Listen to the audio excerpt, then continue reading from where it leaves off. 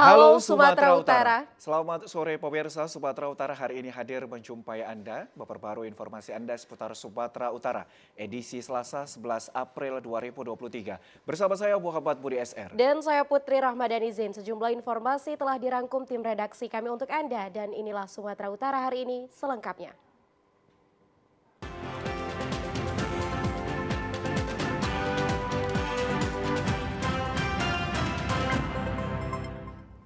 Pemirsa, suasana rumah duka almarhum Sertu Roy Bertus Simbolon, korban penembakan kelompok kriminal bersenjata di Sugapa, Kabupaten Intan Jaya, Papua Tengah pada Minggu 9 April 2023 lalu mulai terlihat para pelayat dari sanak keluarga.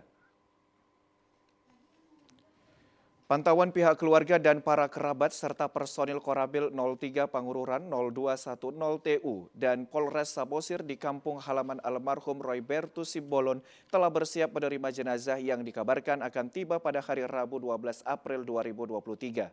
Sebelumnya dikabarkan dievakuasi tadi pagi sekitar pukul 9.50 WITA menggunakan pesawat Smart Air dari Intan Jaya menuju Bandara Moses Kilangan Timika.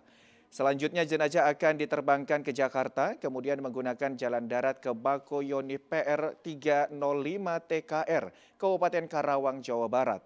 Setelah itu jenazah diterbangkan ke Desa Tanjung Bunga, Dusun Sitautau, Kabupaten Samosir untuk dimakamkan secara adat di kampung halamannya. Orang tua almarhum Sertu Roy Bertus Simbolon, Jimat Hugo Simbolon mengatakan sebelumnya pihak keluarga telah menerima kabar dari kakak kandung dan atasan almarhum Sertu Roy Bertus Simbolon bahwa putranya telah meninggal dunia saat bertugas di Timika, Papua. Korban terkena tembak pada Minggu 9 April 2023 sore di bagian perut dan tangan. Sertu Robertus Simbolon meninggal dunia setibanya di Puskesmas Sugapa.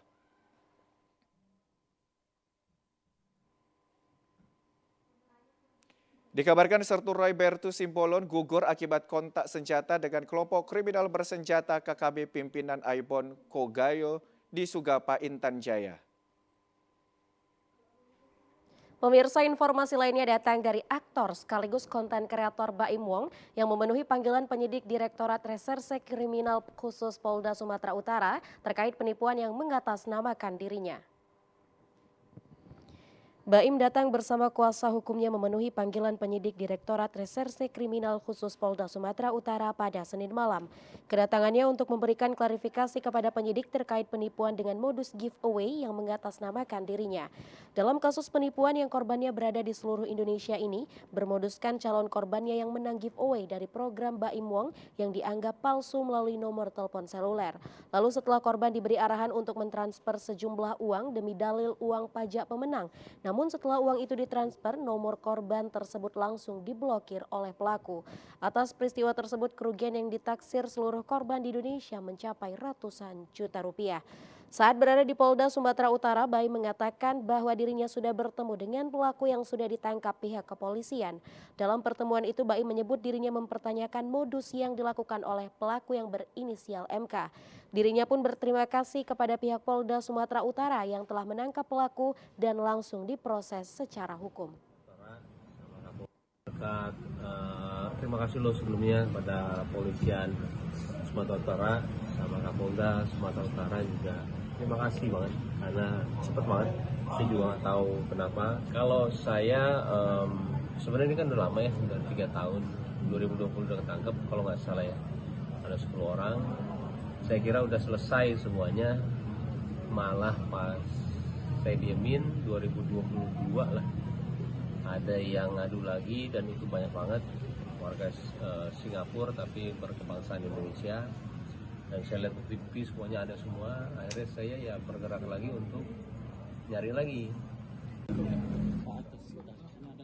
Pemirsa, satu unit truk menabrak truk lain yang sedang keluar dari gudang di Jalan Komodor Yosudarso di kawasan Simpang Aloha, Kota Medan kemarin. Sopir yang sempat terjepit di badan truk yang remuk berhasil menyelamatkan diri yang dibantu warga.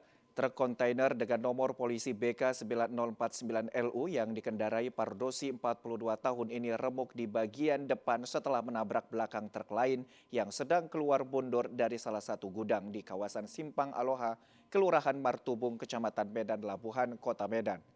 Pardosi mengatakan saat melintasi di kawasan Jalan Komodor Rio Sudarso di Simpang Aloha, dirinya telah melihat truk keluar dari gudang dan membunyikan klakson.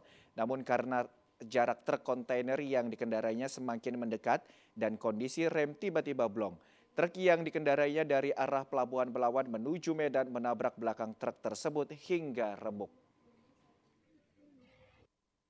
Dari gudang ini. Ada truk keluar juga. Iya, aku kan dari sana udah aku klakson biar nggak maksa dia keluar. Atau maksa juga. Begitu aku pijak rem, kocok lagi nggak ada gitu lah. Oh, sempat rem blong ya. Jadi daripada aku mati, aku buang lah kanan. Kan termasuk buang kanan itu. Iya. Daripada aku mati, buang kanan. Yang itulah konon sih.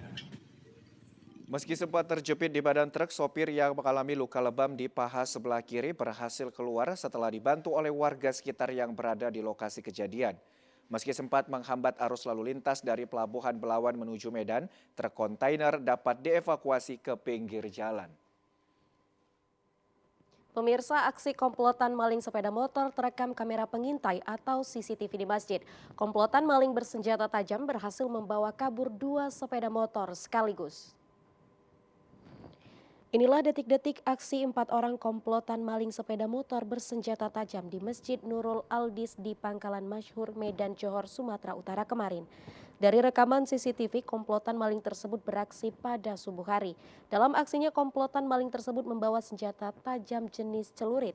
Pelaku yang berjumlah 4 orang berbagi tugas, di mana 2 pelaku berjaga di sepeda motor di depan pagar, sementara 2 pelaku lagi bertugas sebagai eksekutor. Dalam beraksi, pelaku memanfaatkan situasi masjid yang sepi pada subuh hari. Pelaku melancarkan niat jahatnya saat jamaah masjid sedang melaksanakan sholat subuh berjamaah. Tidak butuh waktu lama dengan menggunakan kunci letter T, pelaku berhasil membobol kunci kontak dan berhasil membawa kabur 2 unit sepeda motor milik jamaah.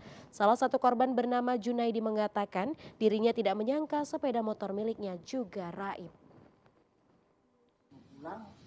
Itu mau keluar dari masjid tengok bapak itu yang punya vario lagi mondar mandir, kenapa pak aku tanyain, keretaku hilang, aku tengok kereta tuh udah nggak ada, aku lapor lambat pak. Lagi seorang orang tidak bilang, pokoknya 4, 1 di kereta standby, 1 di depan pintu masjid, 2 beraksi. Merasa dirugikan, korban telah membuat laporan polisi di Polsek Deli Tua. Ia berharap kepada petugas kepolisian dapat menangkap komplotan pelaku maling motor miliknya. Pemirsa, informasi lainnya akan kami hadirkan sesaat lagi. Tetaplah bersama kami di Sumatera Utara hari ini.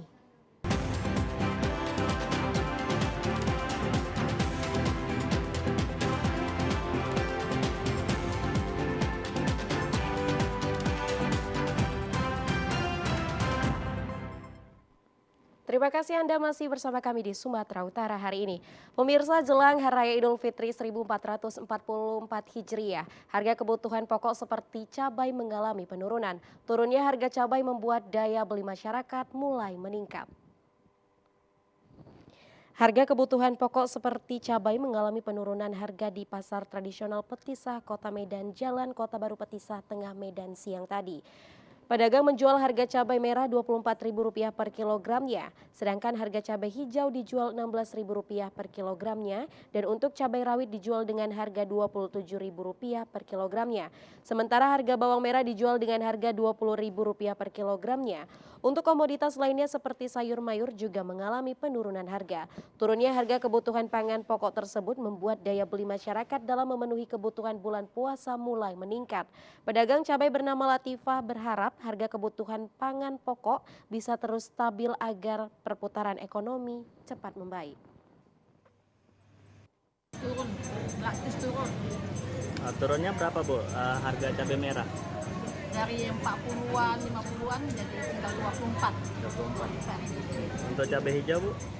Sama, dari harga 30-an sekarang 16. Karena Bu, dengan turunnya harga apakah ada meningkat daya beli masyarakat Bu? Lumayan lah meningkat.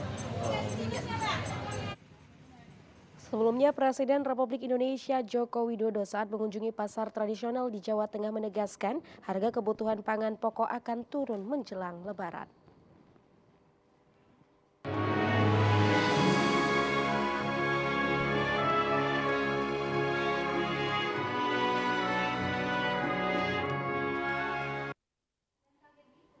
Pemirsa, informasi serba-serbi Ramadan ini datang dari Kodam 1 Bukit Barisan yang menggelar peringatan Nuzulul Quran dan buka puasa bersama di Masjid At-Taqwa.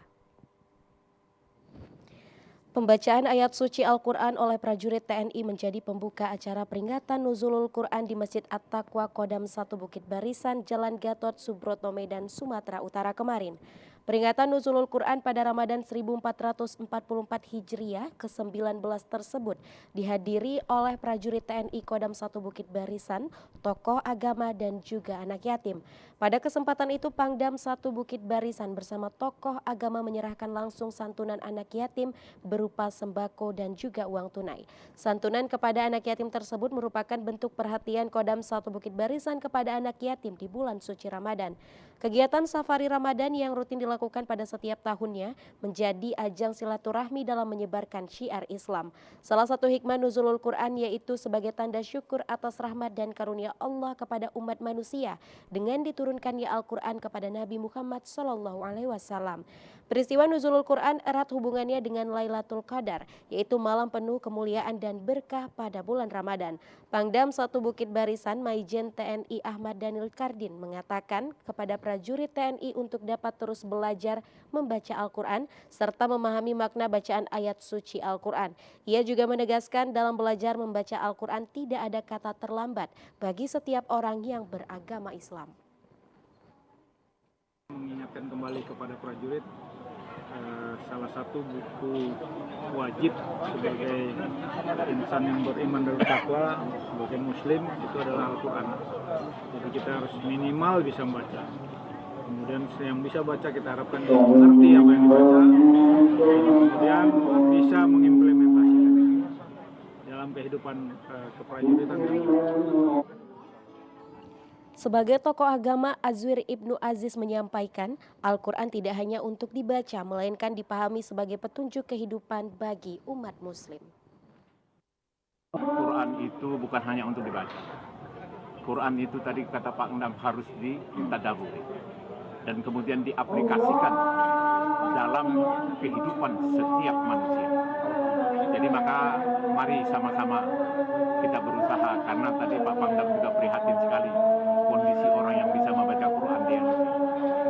Padahal Quran ini adalah sebuah kitab yang menjelaskan seluruh kehidupan manusia. Usai berbuka puasa bersama, kegiatan peringatan Nuzulul Quran dilanjutkan dengan sholat tarawih berjamaah. Sementara itu pemirsa, untuk meningkatkan ketakwaan kepada Allah Subhanahu wa taala di bulan suci ini, siswa-siswi Madrasah Aliyah Negeri 3 Pandan, Kabupaten Tapanuli, Sumatera Utara ikuti program tadarus bersama di bulan suci Ramadan 1444 Hijriah. Kegiatan tadarus ini dirangkai dengan kegiatan lainnya seperti pembelajaran fardu kifayah dan tahfiz Quran yang merupakan program rutin Man 3 Pandan yang dilakukan setiap harinya pada saat bulan suci Ramadan. Sembari menunggu berbuka puasa, selain itu juga ada kegiatan safari Ramadan di sejumlah masjid yang dilakukan para siswa usai mengikuti kegiatan pelajaran formal. Kepala Sekolah Madrasah Aliyah Negeri 3 Pandan, Juraidah Siregar mengatakan rangkaian kegiatan seperti tadarus dan fardu kifayah serta safari Ramadan ini bertujuan untuk melatih siswa-siswi untuk meningkatkan ketakwaan terhadap Allah Subhanahu wa taala dan membentuk karakter siswa yang berakhlakul karimah serta siswa-siswi yang handal nantinya di tengah-tengah masyarakat. Fardu kifayah, kemudian tadarus Al-Quran, kemudian ada safari Ramadan ke masjid-masjid adalah bertujuan untuk membentengi diri siswa sehingga mampu terhindar dari segala perbuatan-perbuatan yang dilarang oleh Allah Subhanahu wa taala ataupun yang dilarang dalam agama, dan sekaligus membina karakter mereka, membina mental untuk tampil sebagai yang terbaik di depan masyarakat. Pada kegiatan tadarus tersebut, para siswa diwajibkan secara bergiliran membaca ayat suci Al-Quran sebanyak 1 juz dengan dibimbing langsung para guru. Usai mengikuti tadarus, para siswa kemudian melakukan kegiatan pembelajaran fardu kifayah. Dalam pelaksanaan program Ramadan tersebut, siswa-siswi sangat antusias mengikutinya sembari menunggu berbuka puasa. Pemirsa, jelang berbuka puasa, personil kepolisian sektor Kuala Hulu menggelar pembagian takjil dan bantuan sosial di Jalan Jenderal Sudirman, Kota Aek Kanopan, Labuhan Batu Utara. Untuk menjalin hubungan silaturahmi antara personil kepolisian dengan masyarakat, khususnya warga Kota Aek Kanopan, personil Polsek Kuala Hulu bersama Ibu Bayangkari membagikan takjil dan bantuan paket sosial Ramadan kepada abang becak dan warga pengendara yang melintas, tepatnya di depan kantor Satlantas Polsek Kuala Hulu. Terlihat warga sangat antusias menyambut pemberian takjil tersebut yang berjalan sangat kondusif. Kapolsek Kuala Hulu Ibtu Gulam Yanuar Lutfi menyampaikan bahwa kepolisian Polsek Kuala Hulu dan Bayangkari melaksanakan safari Ramadan dengan membagikan takjil berbuka puasa dan bantuan sosial yang sudah dilaksanakan 7 hari berturut-turut hingga 5 hari sebelum Lebaran. Kegiatan berkah Ramadan, yaitu pembagian takjil gratis dalam rangka menyemarakkan bulan suci Ramadan ini selama 7 hari. Dan kegiatan ini akan terus berlanjut sampai nanti Amin 5 Lebaran kami akan melaksanakan kegiatan pembagian takjil gratis ini. Pemirsa, dalam upaya memuliakan anak yatim piatu, Majelis Taklim Peduli Anak Yatim Piatu dan Duafa Kecamatan 3 Bidanga Kabupaten Karo salurkan santunan Ramadan dan bantuan untuk kebahagiaan anak yatim piatu merayakan Idul Fitri. Tidak dapat dipungkiri keterbatasan ekonomi anak yatim piatu dan duafa tentunya mengetuk hati kita. Selain kesedihan tanpa sosok orang tua, mereka juga kesulitan untuk kebutuhan pangan dan sandang. Untuk membantu dan memuliakan mereka, terutama pada bulan suci Ramadan ini, maka Majelis Taklim Peduli Anak Yatim Piatu dan Kaum Duafa Kecamatan 3 Binanga, Kabupaten Karo salurkan santunan dan bantuan untuk kebutuhan Ramadan dan Lebaran. Untuk kebahagiaan mereka merayakan Idul Fitri nantinya, bersinergi dengan seluruh BKM dan Kantor Urusan Agama KUA Kecamatan 3 Binanga Kementerian Agama Kabupaten Karo untuk kemaslahatan umat. Tidak hanya membimbing ilmu agama saja, tetapi meluaskan kemanfaatannya berkontribusi untuk mensejahterakan masyarakat. Pengurus Majelis Taklim mengatakan santunan dan bantuan ini menjadi agenda rutin dan terus dilakukan secara berkesinambungan. Dana dikumpulkan dari zakat harta, infak dan sedekah dari jemaah dan para dermawan maupun dari perantau yang peduli dengan masyarakat di kampung halaman yang membutuhkan. Zakat, infak dan sedekah itu mensucikan diri dan harta kita, meningkatkan iman dan takwa serta keberkahan dan persaudaraan. Semoga kedepannya Majelis Taklim ini semakin solid, amanah dan beramal lebih baik lagi. Santunan ini bisa untuk membahagiakan anak-anak yatim dan bisa untuk dimanfaatkan untuk mereka sehingga nanti di Idul Fitri mereka mendapatkan kebahagiaan. Hal ini memang sudah merupakan kewajiban kita bersama, khususnya masyarakat Kecamatan 3 Binanga dan umumnya kepada seluruh masyarakat Indonesia. Kami harapkan untuk dukungannya dan bantuannya kepada kami agar kami bisa salurkan setiap bulannya untuk khususnya Kecamatan 3 Binanga. Salah seorang anak yatim, Nur Hafiza, mengucapkan rasa syukur dan terima kasihnya atas santunan yang diberikan kepada mereka, khususnya saat ini untuk kebutuhan Ramadan dan Lebaran. Senang menerima bantuan ini dan saya berterima kasih kepada donatur dan para pengurus wadah ini. Semoga mereka mendapatkan balasan dari Allah Subhanahu wa Ta'ala. Menyantuni anak yatim piatu dan duafa menjadi kewajiban kita bersama dan momen Ramadan ini memuliakan mereka menjadi ladang amal kebaikan dunia dan akhirat kelak.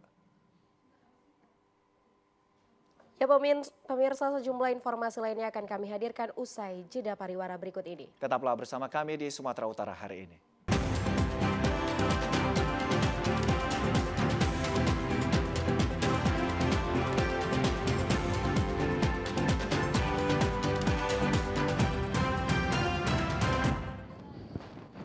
Terima kasih Anda masih bersama dengan kami. Pemirsa, jelang Hari Raya Idul Fitri 1444 Hijriah, antusias masyarakat untuk mudik antar provinsi dengan menggunakan bus belum menunjukkan kenaikan yang signifikan.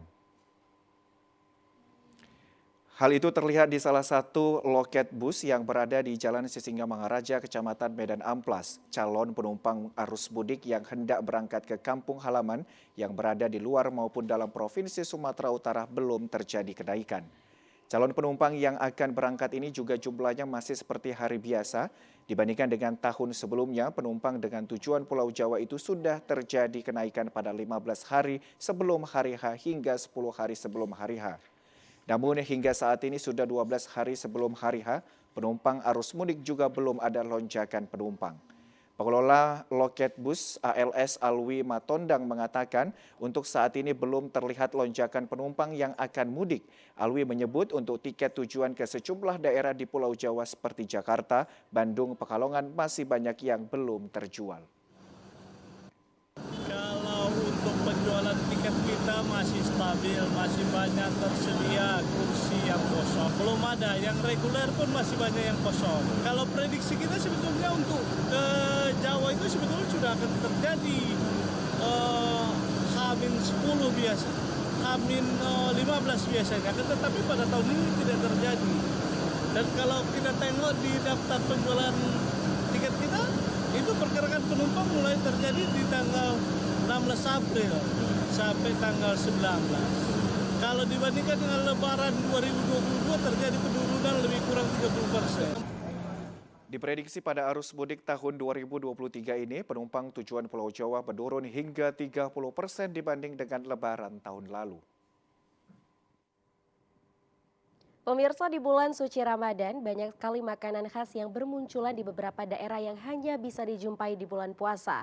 Salah satunya yaitu pucuk rotan muda atau lebih dikenal dengan sebutan nama pakat, yang selalu diminati dan dicari di saat bulan puasa untuk menambah nafsu makan saat berbuka puasa.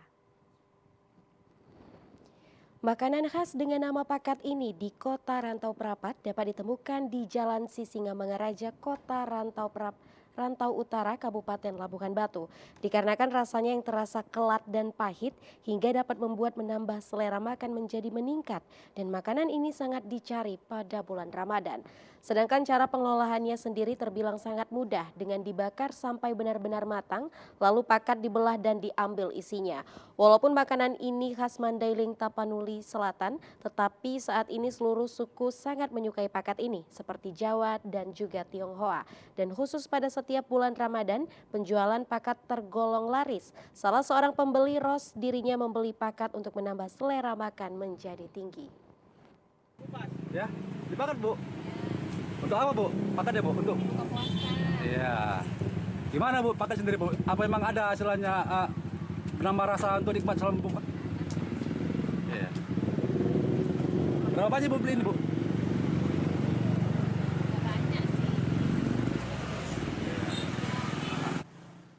Sementara Agus Harhab selaku penjual pakat menjelaskan sehari dirinya bisa menjual sebanyak 500 batang pakat dengan harga per batang pakat dihargai Rp2.500 dan dirinya pun mengaku menjual pakat sudah hampir 14 tahun selama bulan puasa menjual pakat di lokasi tersebut.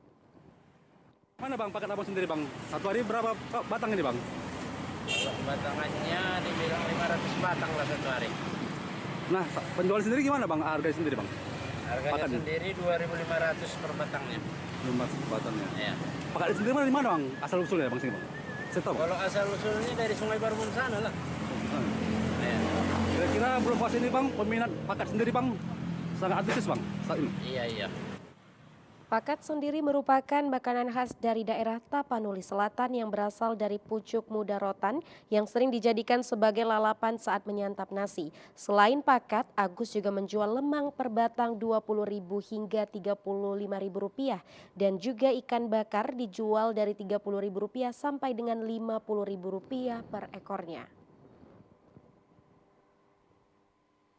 Pemirsa, meski telah mendekati Hari Raya Idul Fitri 1444 Hijriah, para pengrajin kue kering yang biasanya telah ramai menerima orderan, namun saat ini mengeluh karena tidak mampu untuk bersaing harga dengan kue kering buatan pabrik.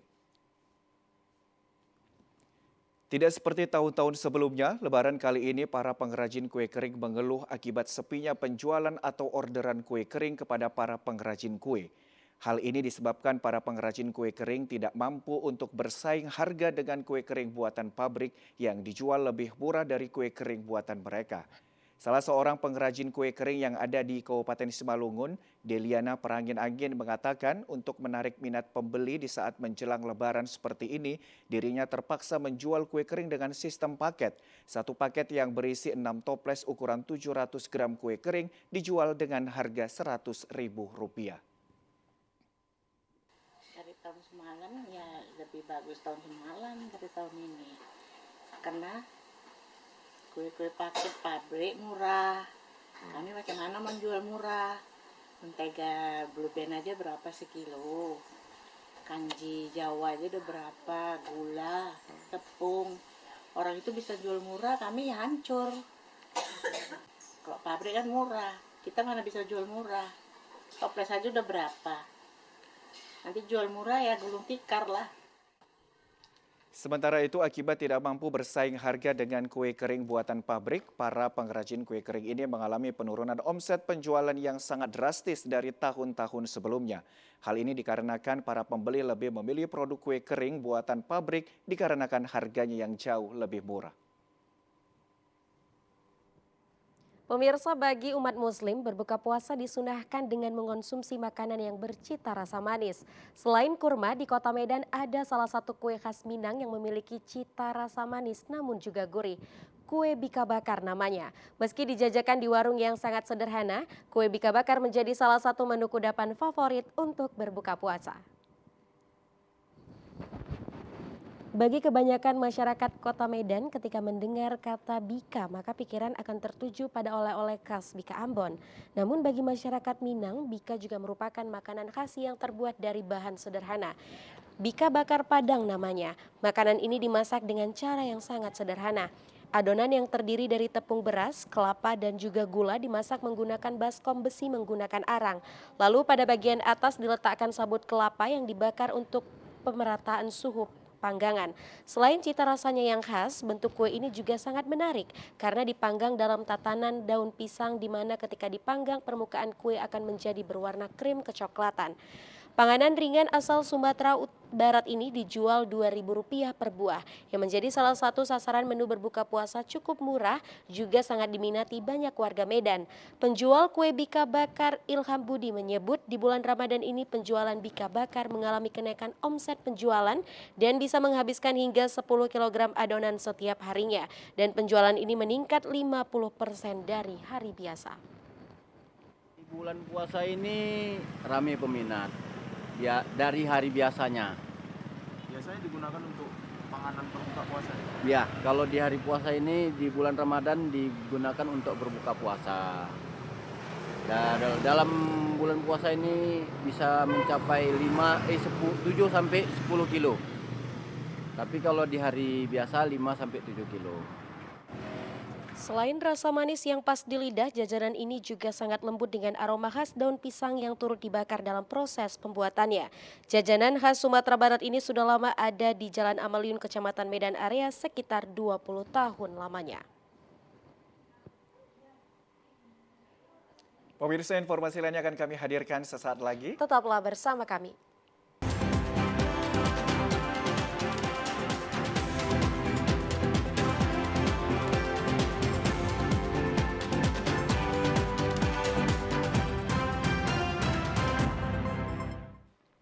Pemirsa, belasan warga Tanjung Balai berunjuk rasa di depan Polda Sumatera Utara. Adapun tuntutan mereka menginginkan polisi memproses ulang oknum pejabat yang diduga terlibat narkoba. Belasan warga yang berasal dari kota Tanjung Balai ini berunjuk rasa di depan Polda Sumatera Utara pada Senin siang. Mereka berunjuk rasa meminta kepada pihak kepolisian untuk memproses hukum ulang salah satu oknum pejabat di kota Tanjung Balai. Oknum pejabat berinisial MM ini diduga pernah terlibat dengan kasus narkoba jenis pil ekstasi yang melibatkan 2 orang pelaku lainnya berinisial AH dan SG. Atas dasar itulah belasan warga ini berunjuk rasa agar pihak kepolisian bisa memproses ulang oknum pejabat pejabat tersebut. Koordinator Gerakan Masyarakat Bersatu Kota Tanjung Balai, Aldo, mengatakan bahwa oknum pejabat tersebut pernah menjadi daftar pencarian orang Polda Sumatera Utara. Oknum tersebut pun sempat melarikan diri selama 6 bulan. Aldo juga menyebut bahwa aksi ini merupakan aksi yang kedua yang dilakukan pihaknya yang sebelumnya mereka berunjuk rasa di depan DPRD Kota Tanjung Balai. Mereka pun berharap agar aspirasi mereka segera didengarkan pihak kepolisian. Salah satu anggota DPRD Kota Tanjung Balai yang baru saja dilantik saat ini diduga sebagai salah satu DPO kasus transaksi pil ekstasi yang mana 2.000 butir yang melibatkan saudara AH dan SG. Karena kalau ini tidak selesai di sini, buat dugaan kita juga ada oknum kepolisian yang berlindung di tubuh Polda Sumut ini untuk melindungi inisial MM ini. Pemirsa, puluhan mahasiswa yang mengatasnamakan jaringan monitoring birokrasi kemarin sore melakukan aksi demo di depan kantor Bupati Langkat dengan membawa spanduk. Untuk puluhan mahasiswa ini menuntut atas buruknya PLT Bupati Langkat dan seluruh jajaran satuan kepala daerah. Aksi puluhan mahasiswa ini dipicu oleh banyaknya corporate social responsibility atau tanggung jawab sosial perusahaan yang ada di Kabupaten Langkat yang mengatasnamakan Bupati Langkat. CSR perusahaan yang ada di Kabupaten Langkat ini diduga diberikan kepada masyarakat mengatasnamakan Bupati Langkat guna kepentingan pemilihan umum yang akan datang. Mahasiswa menganggap peran kepala daerah sangat menentukan kemajuan daerah untuk semata-mata mensejahterakan masyarakatnya.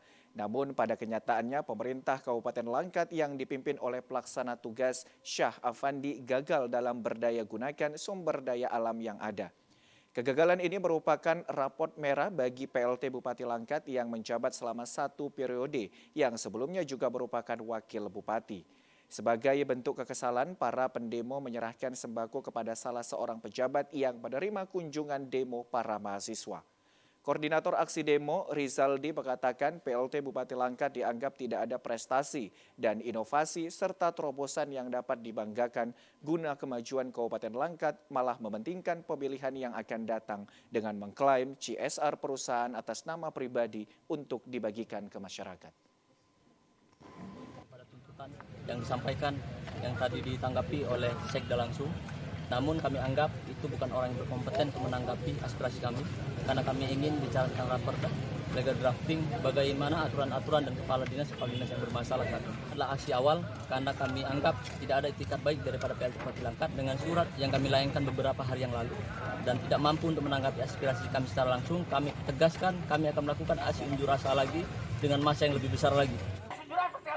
Jika aksi demo mahasiswa ini tidak ditanggapi oleh Bupati Langkat, maka puluhan mahasiswa akan kembali menggelar aksi demo dengan membawa massa yang lebih banyak ke kantor DPRD Bupati Langkat. Sementara itu pemirsa, kecewa pemilihan kepala desa ditunda. Ratusan massa tergabung dalam Aliansi Masyarakat Labuhan Batu Selatan berunjuk rasa di depan kantor DPRD dan kantor Bupati di Jalan Lintas Sosopan, Desa Sosopan, Kecamatan Kota Pinang, Kabupaten Labuhan Batu Selatan. Dengan mengendarai berbagai jenis kendaraan bermotor, ratusan massa bergerak menuju kantor DPRD dan Bupati Labusel untuk berunjuk rasa terkait penundaan pemilihan kepala desa. Ratusan orang warga ini menggelar unjuk rasa di depan kantor DPRD Labuhan Batu Selatan sambil membawa poster dan membentang spanduk. Dalam orasinya menuntut agar Pemkab Labuhan Batu Selatan tidak menunda pemilihan kepala desa. Salah seorang anggota DPRD Labuhan Batu Selatan, Zainal Harahap, menyampaikan bahwa DPRD telah mengusulkan pemilihan kepala desa. Namun setelah dicek di tingkat provinsi ternyata eksaminasi telah dikeluarkan. Namun Kepala Daerah Kabupaten Labuhan Batu Selatan tidak menghadiri undangan dari DPRD. Kita sudah usulkan pemilihan kepala desa ini. Yang mimpin itu saya. Dengar itu baik-baik. Kita ketok. Dikirimlah ini. Supaya pemilihan kepala desa ini dilaksanakanlah sebelum bulan selesai peraturan perundangan. Bagi sampai sini, kita cek sampai ke sana. Sampai ke Medan. Sudah keluar itu. Eksaminasi. Dia nggak bawa ke Dewan. Kita undang dia, ada itu suratnya, tidak mau mereka menghadiri itu. indikasi kuat bahwa ini permainan Bupati Labuan Bajo ini mempermainkan ini supaya jangan terjadi di sini pemilihan kepala desa. Udah jelas itu. Karena tidak disambut pejabat Pemkab, masa aksi nyaris ricuh dengan petugas dan aparat keamanan di depan kantor Bupati hingga membuat pintu gerbang roboh. Merasa tidak puas, selanjutnya aksi massa memotong ayam sebagai simbol gagalnya pemilihan kepala desa tahun 2023 di Labukan Batu Selatan. Salah seorang koordinator aksi Andi Syahputra Nasution mengatakan menuntut agar pemilihan kepala desa se-Kabupaten Labukan Batu Selatan bisa dilaksanakan dan meminta supaya Bupati dan Forkopimda lainnya membuat Perpup sebagai landasan utama dalam pelaksanaan Pilkades sesuai dengan surat edaran Menteri Dalam Negeri.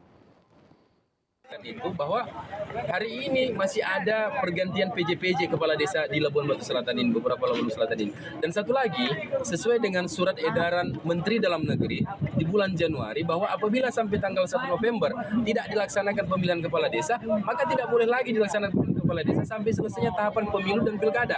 Maka mengingat waktu yang sudah sangat singkat ini, Labusel butuh tahapan penyelesaian perbubnya, tahapan sosialisasinya, tahapan pembentukan panitianya, dan tahapan pendaftaran serta pencoblosannya. Kalau ini belum diselesaikan April perbubnya, maka yakin dan percayalah tidak akan ada lagi pemilihan kepala desa di Labuan Batu Selatan.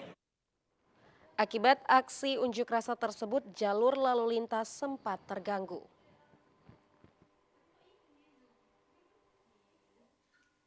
Pemirsa, tahukah Anda, karikatur saat ini kian digemari dengan beragam ide gambar kreatif yang bercerita, dapat menarik mata yang memandang. Sebuah lukisan atau karikatur bukan saja seni, tapi juga nilai moral yang dapat diambil dari gambar tersebut.